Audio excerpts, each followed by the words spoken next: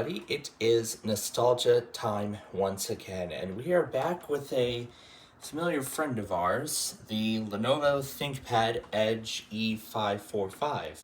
Now this is actually a very different look than the other one.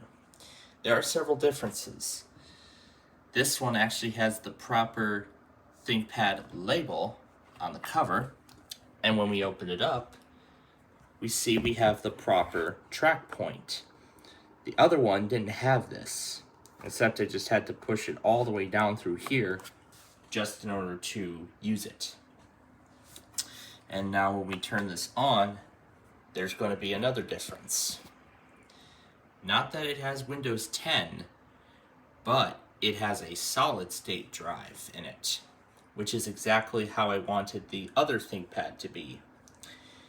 Now this is still running the school's installation, which I am going to be replacing, but I just want to take a look through the installation before we go through what we want to go through with it. So how they set this up was that they just had a bunch of random pictures changing every 15-30 seconds. Let's go into personalize and actually see how they set it up. So when we go there, it's actually under a network device, and it says it changes pictures every 10 minutes, but clearly it doesn't do that. It's changing every like 30 seconds. But if we go to System and if we go to the About page, it is running, yes, it is running 22H2 of Windows 10 Education. OS build 3448. And they really simplified this. So we just have the news bar here. We have a smaller taskbar. Don't see any Wi-Fi options.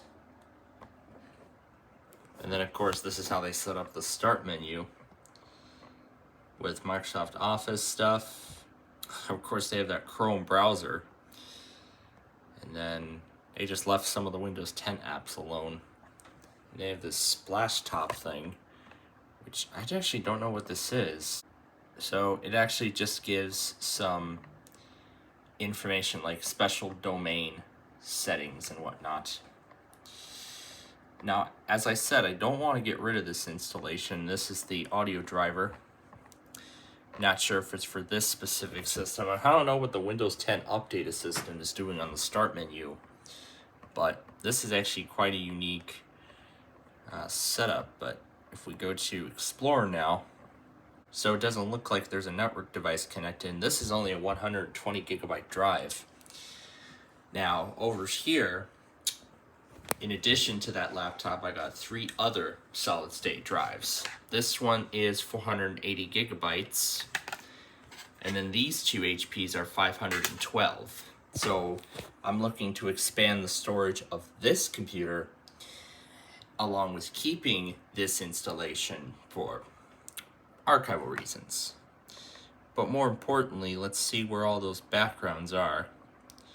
And they are right here inside of this folder. Yep, this folder, these are all the backgrounds, and they're all cycling.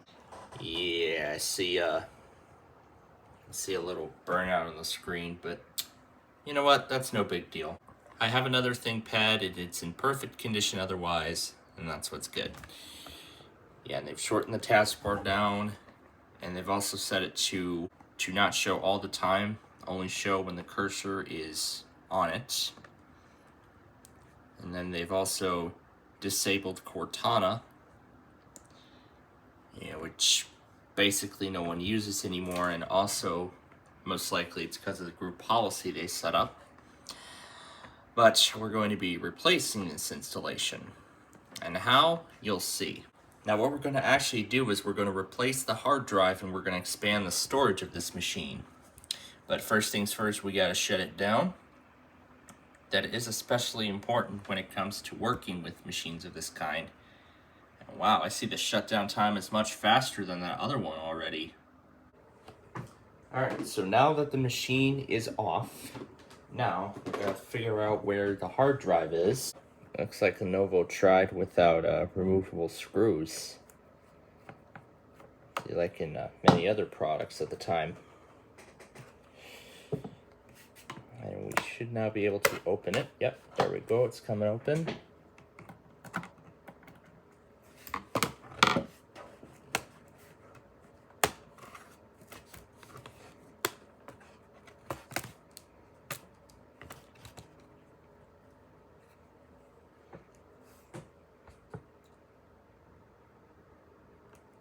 Yep, there it is. There is the hard drive. So we need to remove the other screw. And there we go. Here's the internal components of the system. And there is the hard drive that we're going to replace. So we're going to remove these screws.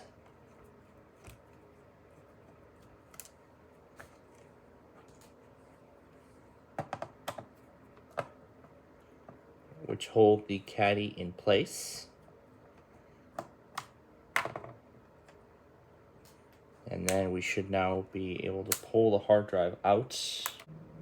Yeah, let's just try removing the entire assembly. All right, let's see what happens now. Oh, there we go, we got it. All right, now we can pull it out. And there we go, here is the SSD. So now, there are of course some additional screws on here before we entirely remove the drive. So now that we've taken the assembly out, we need to remove these 4 screws.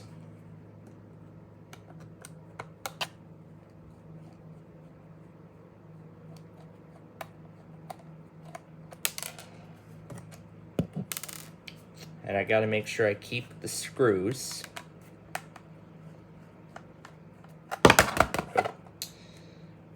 And I need to make sure I keep the screws in a pile, so that way then I know where they go.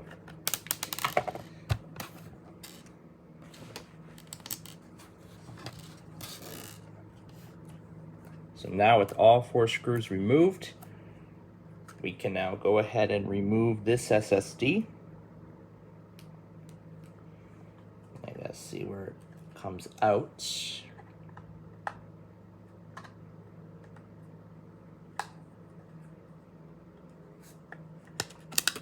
All right.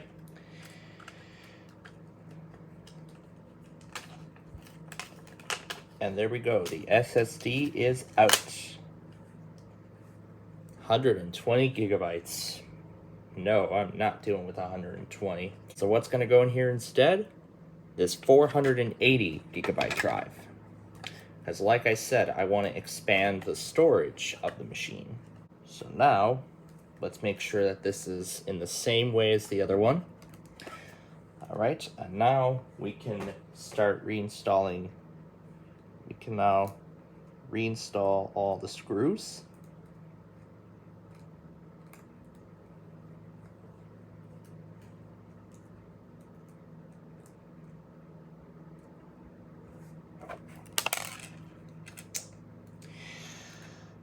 And in fact, since I got two additional SSDs, I'm actually also planning on doing the same thing with the other Thinkpad, which actually will then also bring up a project that's long been envisioned, the eventual restoration of the Acer TravelMate 2700 from 2005.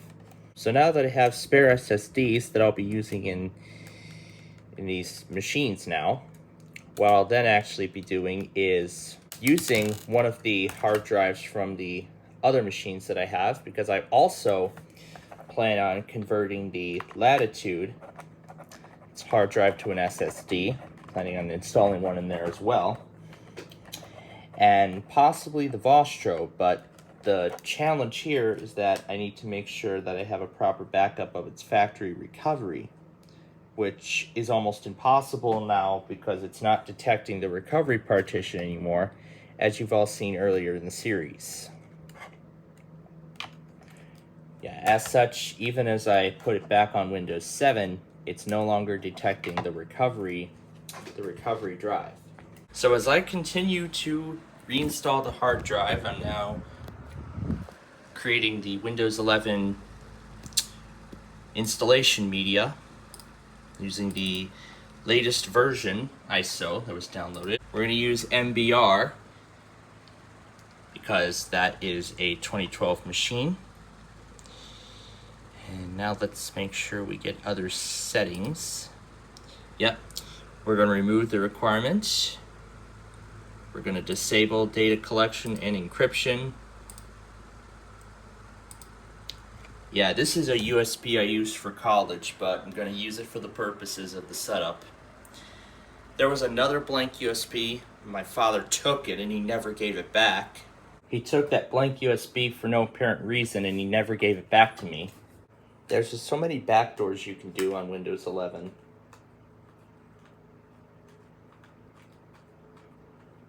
Especially TPM and all that stuff. Because this, I think, might be the strictest that Microsoft has ever been in regards to Windows. And now to install screw number 4. Okay. So now we can reinstall the hard drive into the computer. And now it is attached. So now we'll need to tighten on the housing of the hard drive, because this is what makes sure it's still nice and secure. And now we will reattach the Phillips head screws.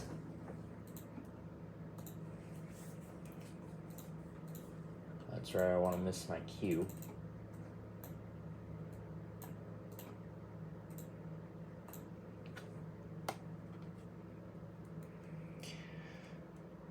Alright, so now we will reinstall.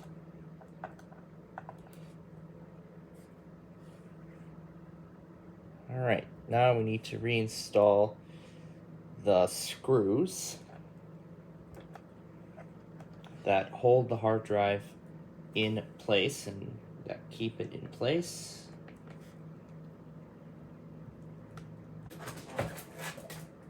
Now we can now reinstall the back cover. Make sure that's fully in there. Alright, now we can reinstall the back cover.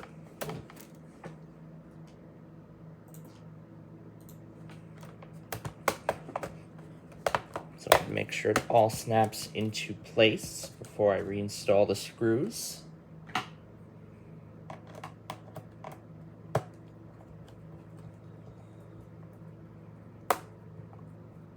Yep, there we go. So now we need to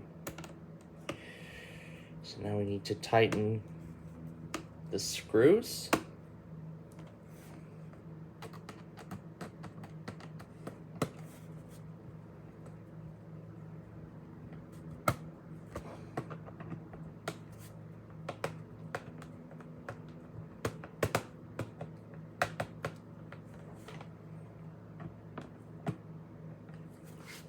I guess that screw didn't apply. Alright, now we can reinstall the battery. Alrighty. And now we're ready to install Windows. And the reason why I say we're going to install Windows is because there is no operating system on this drive, as it was wiped with a Windows 10 installer. Now let's hit enter.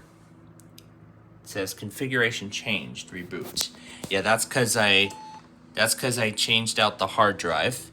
So let's first make sure that it is detected, and this also has a BIOS lock. But in any case, we are now ready to install Windows. And in fact, we're going to install Windows 11. So F12 for boot device, and it should detect my USB, which it hasn't. But it is detecting SATA SSD, which is a good sign.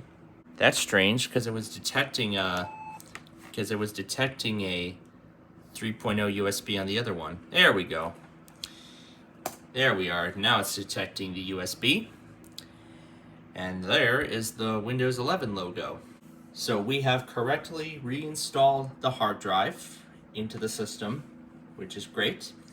And now we're ready to install Windows. And this is, as of the time we're recording, the latest version of Windows 11. Windows will be activated later because there is a product key on the system already. And let's hope Windows 11 takes that key like it did on Windows 10, because after the last time we used the other one, I installed Windows 10 onto it, and it actually still took the license key from Windows 7 and 8, even though Microsoft is no longer accepting keys for those operating systems.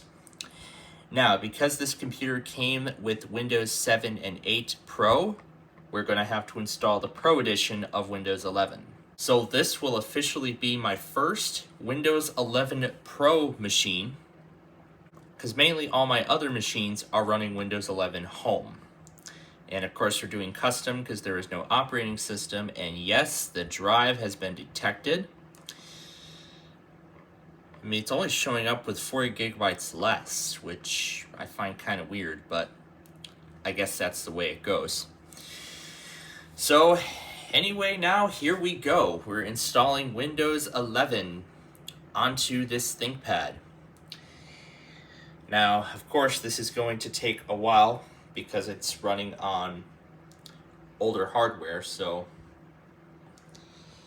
we'll just skip right to the out-of-box experience once this is done. Wow, I'm impressed at the install time. Even though this was on a solid-state drive, this only took like, what, 15 minutes? That was honestly pretty fast. And also, while I'm at it, I'll just remove this Energy Star sticker. Yeah, because I don't see any reason why this would be here in the first place. And now we are loading into the out-of-box experience. They really need to update these circles, these dots.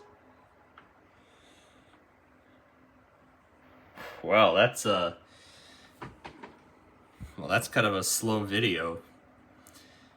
But really, we'll only be seeing it once, just for the out-of-box experience. Well, a little slow, but performing pretty decently otherwise, so far. So, of course, we'll go through the usual setup. So that is, of course, our region. This is running on 2012 hardware, so it's a little newer than that other one. So I think it's performing the same way right now. We're going to skip the keyboard layout.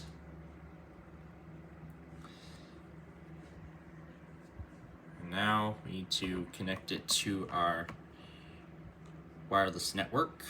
And there also is an I don't have internet option because this is 11 Pro. So we can skip the Microsoft account part by choosing workplace or domain. And then from there it would enroll into the enterprise and everything like that. I see it's found some updates, because I'm not sure how outdated this image on Microsoft's website is. As of right now, the latest build number is 3737. This is KV5039212. This again is that June security update that I was talking about. And of course through 22H2 and 23H2, this explains all of the patches and improvements that are being made in this update. Now it's ready to reboot my machine before we proceed. And now we have the proper typeface or font, whatever it is. I mean, now considering that the Dell machine behind this, yeah, that laptop there, has a solid state drive, I thought might as well just put 11 on there instead of Windows 10. Because I think 11 would perform much better. And certainly it is performing as better. And also Microsoft said that there weren't too many differences, like major differences between Windows 10 and 11, considering that 11 was built on top of 10. So now we can name our device. Let's just call it, let's name it St. Joe Thinkpad,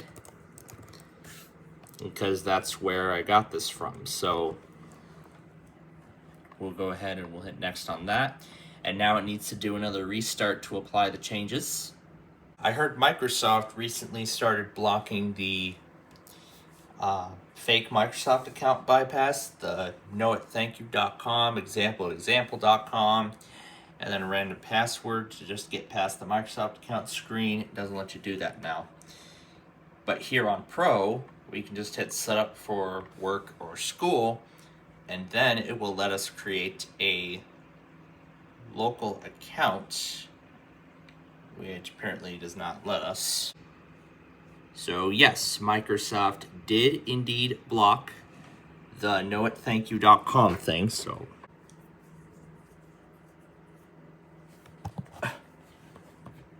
did I just see the desktop for a split second? And now we have a white screen.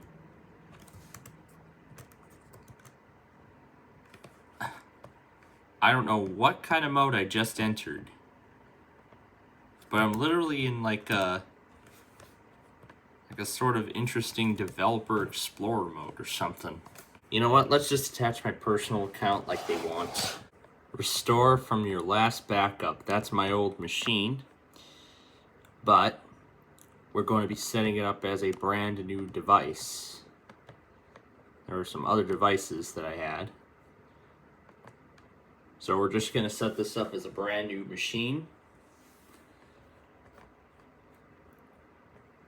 Sure, we'll create a separate 4-digit PIN, although I will actually be creating a local account later. We're just going to skip these recommendations for now. And now, on Windows 11, you can pair your iPhone to the OS using the built-in phone app.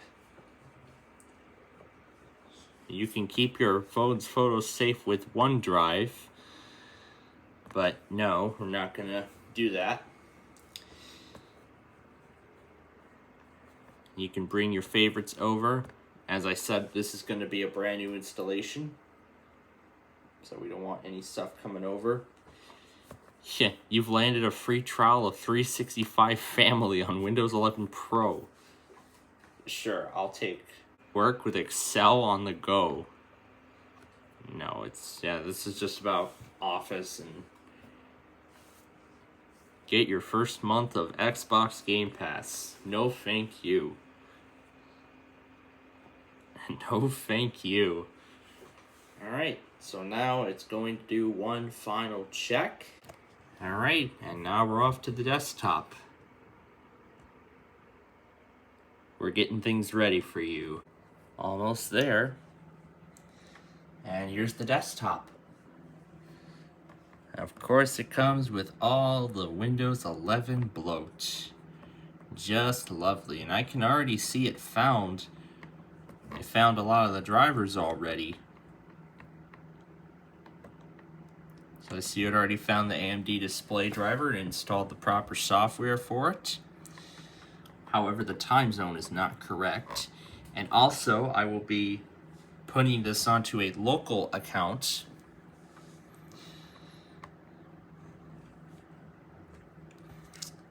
And I see the track point works right out of the gate. That's good to hear. All right.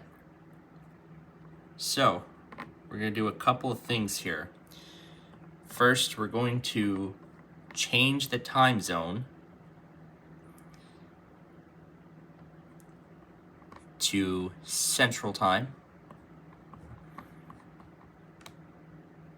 Central Time, US and Canada. There we go. Now the time is correct. All right. And then the other thing is to switch this to a local account. Sign in with a local account instead. Are you absolutely sure? Yes, I am absolutely sure. If you want to continue with Windows Hello, you will need a password. And now we sign out, and then the local account will be ready for us. Alright, it's been a few minutes, and AMD wants me to set up the video driver a little further.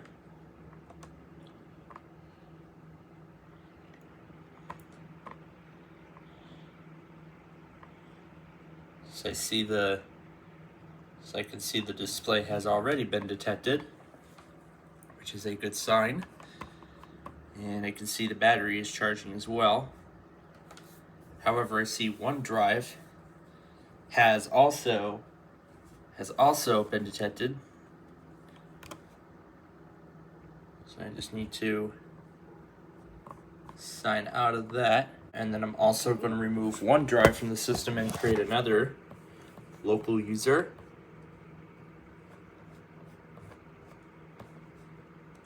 Then create another user account. Here we go. Add another user.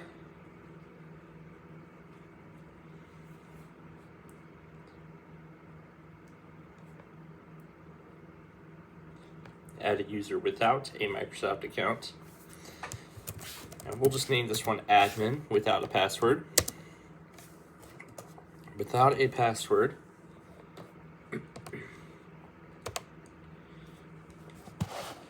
And we're going to make this one another administrator.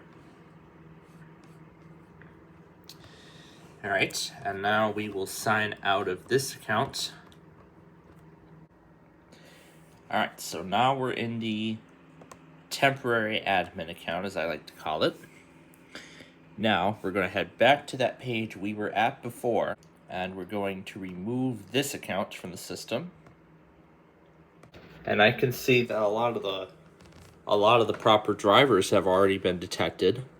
So that really simplified the setup process even further, which is amazing.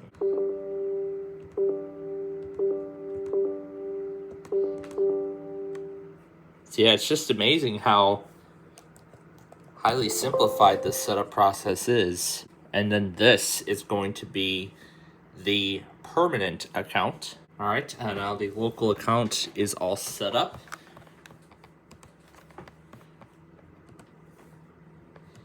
However, now this AMD thing is still asking for stuff. Okay, now the permanent user account is ready to go. So now we will head back into settings and we will delete the other one. And we'll also mostly get started with the setup of programs. We're going to be doing it a different way this time around, using a tool called Dev Home that was recently released. It's still in preview right now, so it's preparing. And meanwhile, let's head back to the other accounts option. Yeah, I forgot to assign this as an administrator. However, it's currently signed in.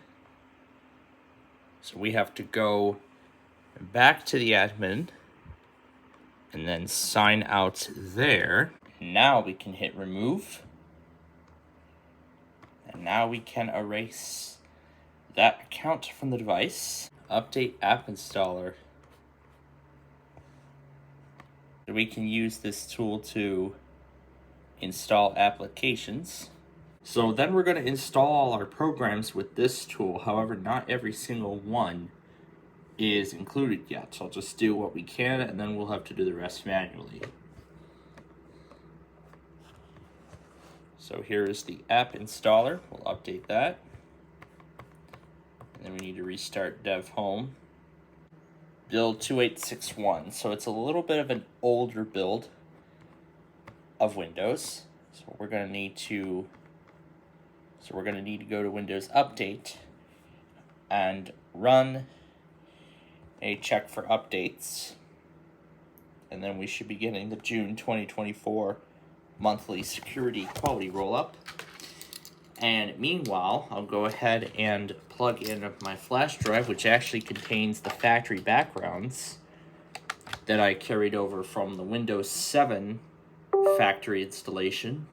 Usually what I like to do is set the settings thing to dark.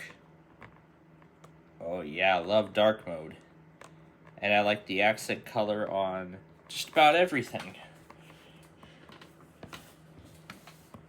Ooh, let's see what high contrast looks like. Yeah, it's gonna try to open Microsoft Store to do the latest version. And then because we're running a local account, we're not going to be able to see any of the widgets on the side. But that is no big deal. We can go ahead and set other things up in the meantime. So here's the Edge browser. We're just going to do no data.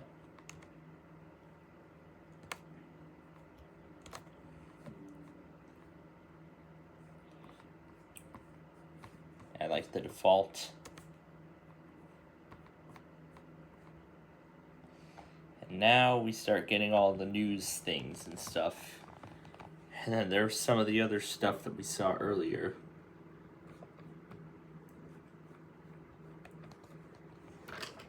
And then there's that bar on the side with all these things. So now we're going to head back to machine configuration, and we're going to set up a local machine.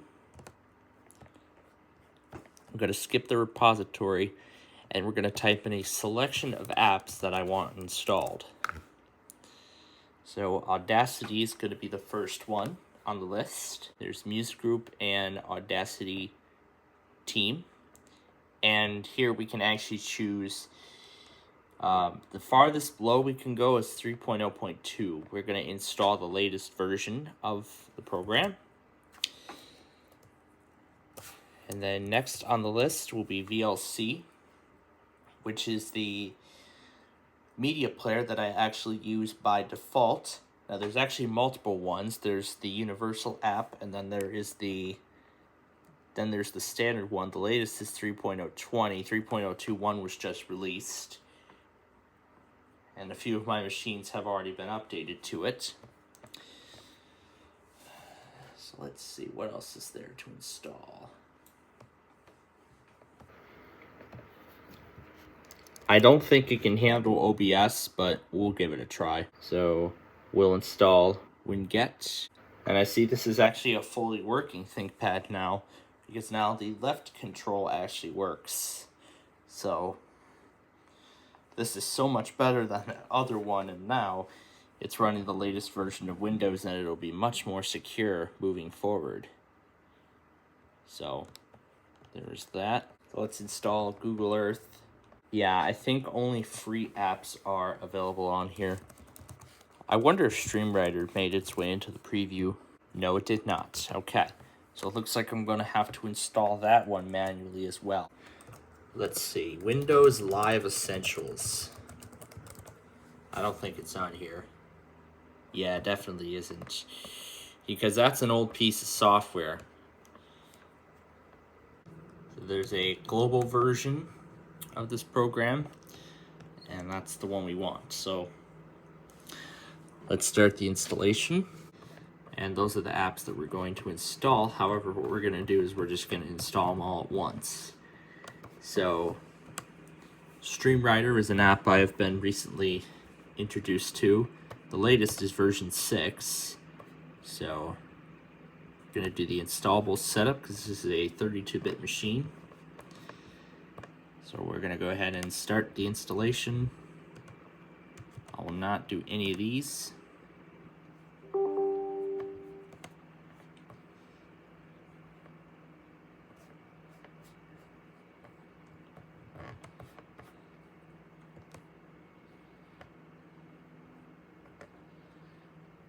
Make sure you trust StreamWriter. Yes, I trust it.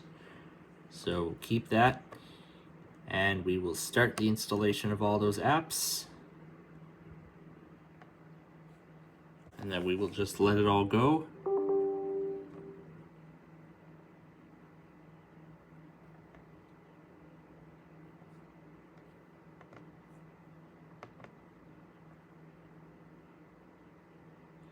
Yeah, it's in German, but I know what the whole thing is, so So really all in the background, it's just clicking next, next, next, next, and everything, and just installing its files using the default settings. However, I will still need to accept all the user account control prompts. So now that we have the proper wallpapers, we can go ahead and set it up. So I usually like it stretched. And then we can browse for the picture. And we will find there's a Think Blue and a Think Black, which one of them is used for the lock screen and then the desktop. So this is the desktop. And there it is, the lovely Think Blue. And then if we go to the lock screen,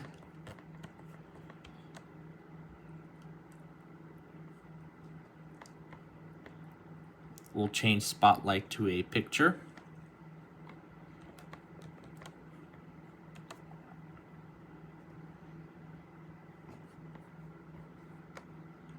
And then to OEM wallpapers again, there is Think Black.